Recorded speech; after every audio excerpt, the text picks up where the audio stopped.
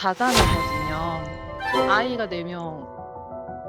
아이가 4명. 오. 첫째는 홈스쿨링 하면서 중학교, 고등학교를 안 다녔어요. 홈스쿨링? 왜? 제가 일을 하고 있어서 첫째 딸이 아이들을 다 봤어요. 밥도 주고 뭐 간식도 주고 청소하고 뭐하고 애들 학교 보내고 친구랑 약속이 있다고 하면 몇 시에 언제 만나기로 했어? 그럼 갔다 와 내가 애들 보고 있을게 이렇게. 어머, 딸이 다 키우나 봐. 저만 바라보는 느낌? 당연히 대학교 가면 독립할 수 있지 않을까라고 생각을 했는데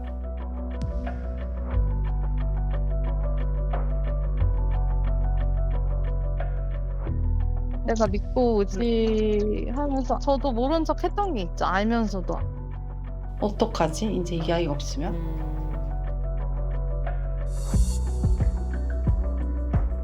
얘기를 좀 자세히 들어봐야 될 것 네. 같아요. 요거 밀착 상담 필요할 것 같은데 어디 계세요? 네네. 네. 두 분 앞으로 한번 보시죠.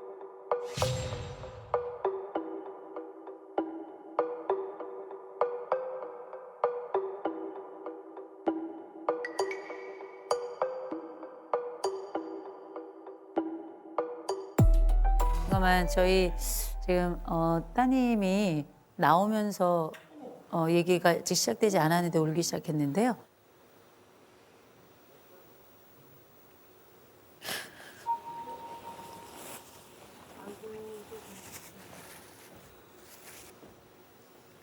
따님, 왜 울어요? 그냥 슬퍼요. 지금 이렇게 슬프게 울고 있는 우리 딸 몇 살이에요? 22살.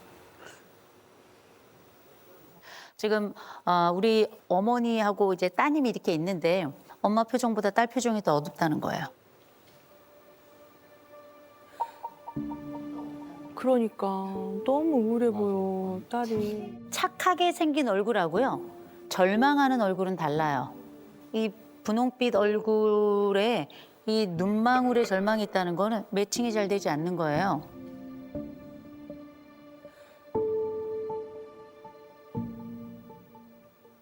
저는 지금 따님이 어느 정도 역할을 하고 계신지 좀 궁금하거든요.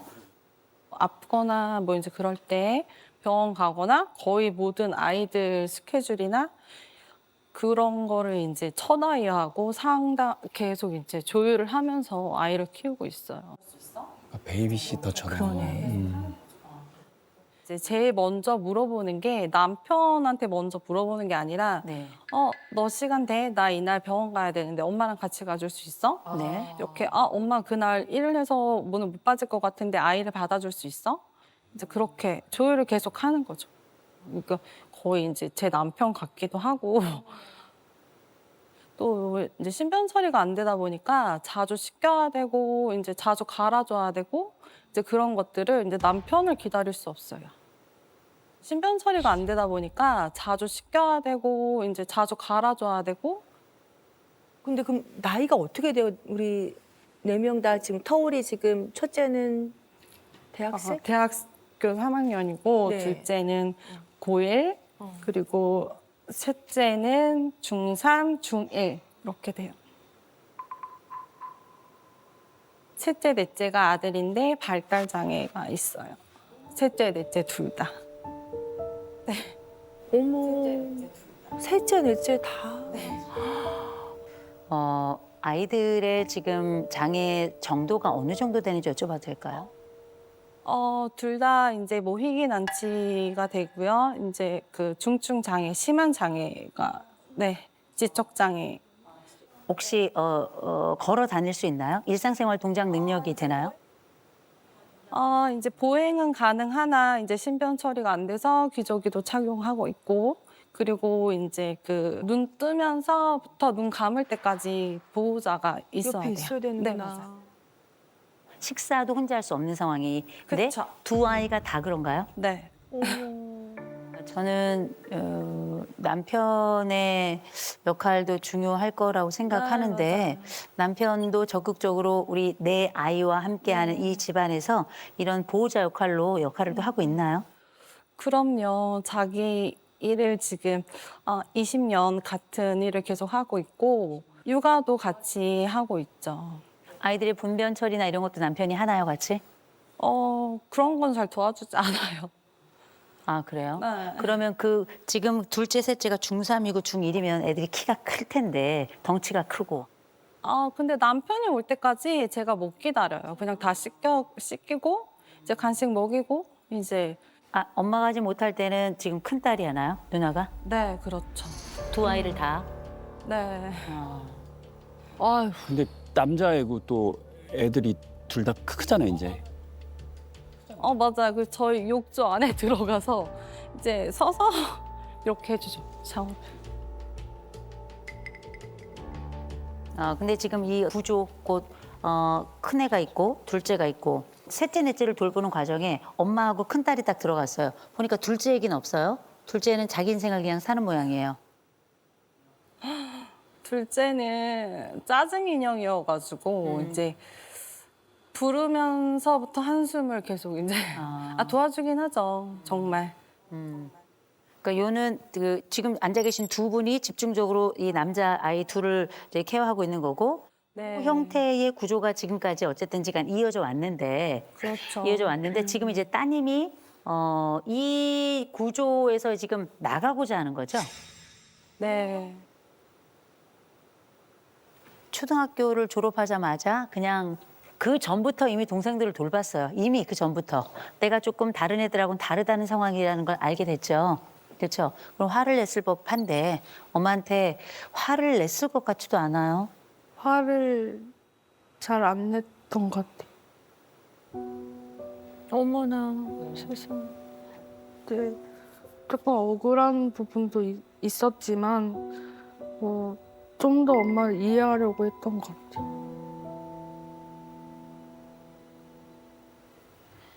이게 너무 어려운 주제라 그리고 조심스러운 주제라 저희가 이제 이야기를 나누기가 쉽진 않은데요. 이게 뭐냐면 이 때로는 관계가 만들어내는 상황도 그 갈등도 있잖아요. 구조가 만들어내는 상황도 있어요. 쩔쩔맬 수밖에 없는 그리고 이 구조를 박차고 나가는 것 자체가 범죄라고 느껴질 수 있어요. 왜냐하면 지금 이렇게 되면 누가 돌봄의 당사자로 남는가? 엄마만 남는 거거든요. 이 많은 부분에 대한 공복을 누가 어떻게 채울 것인가를 고민하지 않을 수가 없습니다. 이것만 당연한 거예요. 다만 근데 오늘 우리는 큰딸에게 좀 집중해 보죠. 큰딸에게. 중고등학교, 초등학교 이 모든 순간에 다 동생들이 있었어요. 어떻게 지냈어요? 그냥 엄마처럼 도와주고 케어해주고 그냥 그렇게 지냈던 것 같아. 학교 다녔어요? 초등학교 때까지만 다니고. 초등학교 때까지 다녔다고요? 중고등학교는 홈스쿨링으로 집에서 공부했어요. 홈스쿨링 누가 제안했어요? 엄마가 먼저 제안을 해. 학교 다니고 싶지 않았어요? 다니고 싶었어. 학교 다니고 싶다고 얘기했어요? 했죠. 전 친구들이랑 좀 더 지내고 싶다라고 이야기했는데 엄마가 너가 좀 더 다른 경험을 하고 배워 나갔으면 좋겠다라는 식으로 제안을 해서 저도 생각을 하게 된 거죠. 우리 어머니. 먼저 한 가지 좀 여쭤볼게요. 아이 홈스쿨링 이건 꼭 얘기 들어야 돼요. 네. 맞아. 맞아요. 궁금해. 아이가 어렸을 때 그 미술 유치원에 처음 가게 됐어요. 네. 그리고 그 전국대회 나가서 상을 탔어요, 아이가. 그래서 저는 이 아이의 꿈을 지켜줘야겠다. 그 계획이 다 있었어요, 사실은. 네. 그랬는데 다른 친구들보다 앞장서서 한번 가보자 라고 하는 시기에 제가 일을 하게 된 거예요. 일을 하게 됐다고요? 네, 일을 하게 되었고 좋은 기회였어요. 저도 일을 너무 하고 싶었거든요. 네네. 그래서 이제 뭐 여러 가지 이유로 나가서 이제 일을 시작을 하게 됐어요. 사정 얘기를 하고 퇴근 시간을 4시로 이제 그렇게 하면서 아이들이 조금 일찍 와요, 저보다. 그러면 아이들이 좀 받아줘. 받아서 조금 씻겨놔줘. 이제 첫째한테. 네, 이거는 좀 첫 번째 그 선택은 잘못된 것이었다라고 먼저 말씀드리고요. 왜냐하면 이 집은 홈스쿨링을 할 수 없는 집이라는 걸 엄마는 알고 있었어요. 이 아이를 두고 뭐 했냐면 일을 하러 나갔어요. 왜냐? 엄마는 일이 쉬웠거든요. 밖에 나가서 일을 하는 게 오히려 나에겐 자유로운 시간이었어요. 나를 펼치는 시간이고 그렇게 큰 딸은 재물이 된 거죠. 이 아이의 인생의 상당 부분을 가져다 쓴 거거든요. 소비한 겁니다. 딸을. 상황은 알지만. 우리 어머니가 이제 검사를 좀 하셨는데 이 어머니가 어떻게 사신 줄 아세요?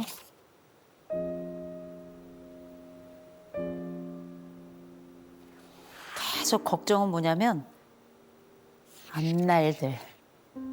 앞날들 계속 걱정, 불안은 다 앞날들이라고 써놨어요. 왠지 아세요? 내가 떠나거나 내가 죽으면 내 셋째, 내 넷째, 자기 손으로 밥도 못 먹는 이 애들 어떡하나. 소대변도 못 가린 이 아이들은 누가 챙기나. 아휴. 걱정이 하나 가득입니다. 진짜 걱정될 것 같다.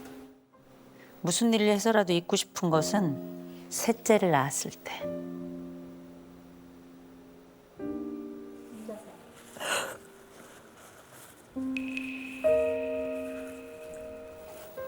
엄마의 꿈이 있어요.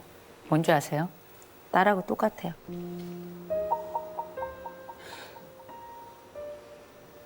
혼자 살기.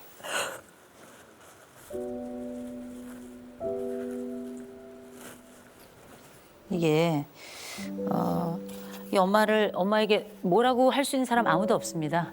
누가 뭐라고 할 수 있겠어요.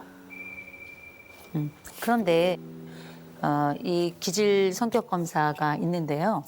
여기 지금 보면 이 나이 때는 자극 추구 점수가 연예인처럼 높아야 돼요. 이것도 하고 싶고 저것도 하고 싶고 이렇게 살아야 되는데 엄마보다 더 보수적이에요. 그런데다가 인내력이 엄마보다 딸이 더 높아요. 의존성, 그리고 가족을 중요하게 여기는 사회적 연대감. 이 딸의 그래프는 말입니다. 주로 중년 여성들에게 많이 나타나는 그래프예요. 아유.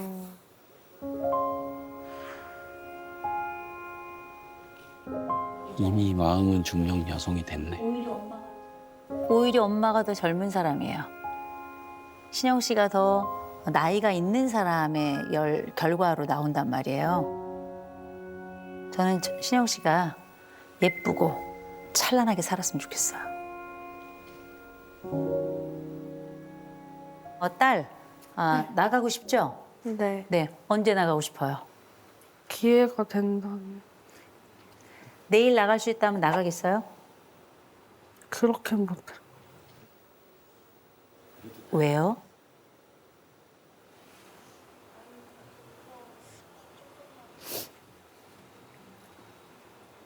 마음의 준비가 아직 안 돼가지고. 어떤 마음의 준비요?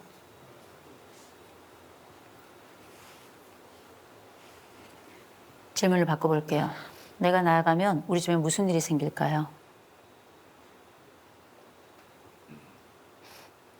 일은 생기진 않겠지만 그 할 일이 좀 더 엄마한테 다 쏠린다는 게 조금 걱정이 되는 거죠. 걱정됐나 봐. 우리 신영 씨는 나가야 돼요. 나가야 돼요. 우리 신영 씨는 가족에게 할 만큼 다 했어요. 맞아. 초, 중, 고등학교 다 헌신했죠? 충분해요. 나가야지. 나가야 돼. 나가야 돼. 졸업하고 돈 벌어서 그 돈의 일부를 부모님께 보내세요. 동생들 케어하도록. 다른 어른다운 방식으로 도우세요. 무슨 얘기인지 아시겠죠? 할 수 있겠어요? 네. 우리가 또 최선을 다해서 아이들 돌보고 또 아이들과 함께 할 거고 그런 모든 과정에 이제 큰딸은 빼셔야 됩니다. 그런 기회를 어머니 주셔야 되는데 가능할까요?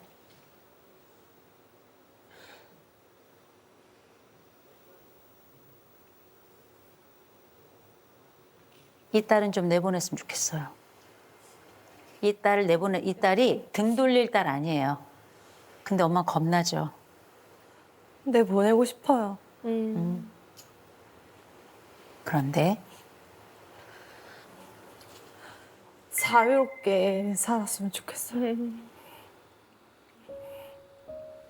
애 가고 나면 나는 어떻게 해? 근데 또 사라져요. 아유, 왜 너무 어린데. 아유.